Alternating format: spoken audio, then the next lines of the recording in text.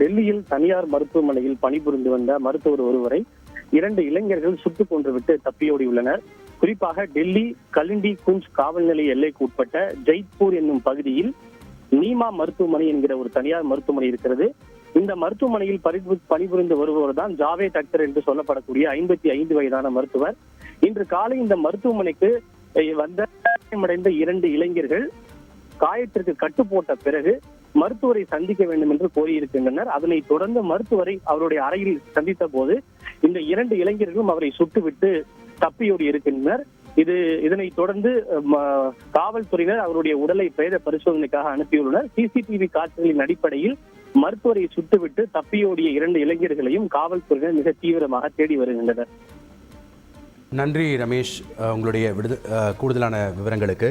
கொல்கத்தா சம்பவம் அடங்குவதற்குள் அடுத்த அதிர்ச்சி சம்பவமாக டெல்லி தனியார் மருத்துவமனையில் புகுந்து மருத்துவர் சுட்டுக் கொலை